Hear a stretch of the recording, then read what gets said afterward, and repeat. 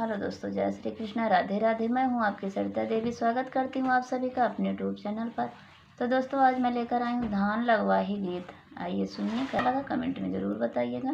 खड़ी दोपहरिया तू कहाँ चला संवाला, जुरैनी बसी जा। अबरे सांवलिया जुरैनी बसी जा। खड़ी दोपहरिया तू कहाँ चला संवाला, जुरैनी बसी जा।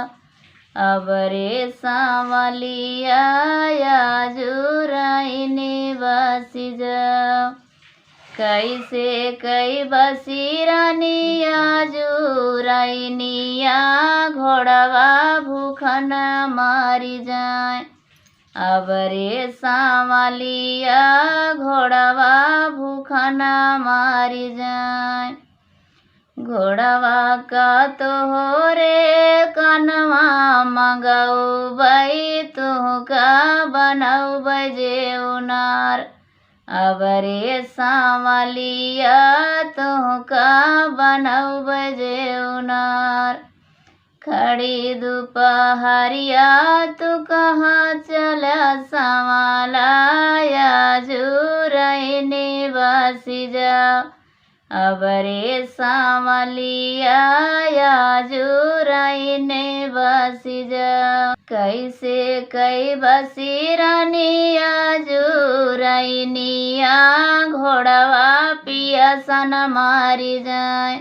अबरे सांवलिया घोड़वा पियसन मारी जाए।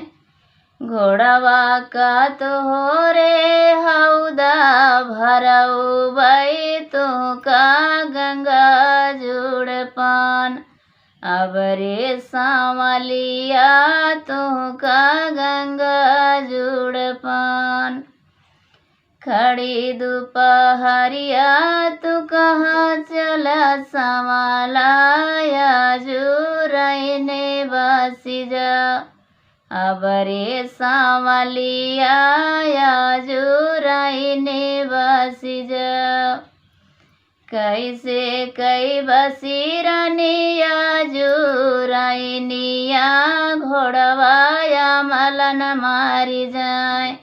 अबरे सांवलिया घोड़वा मलन मारी जाए। घोड़वा का तो हो रे चनवा मंगाऊ बई, तू का मोहबिया कै पान। अबरे सांवलिया तू का मोहबिया कै पान।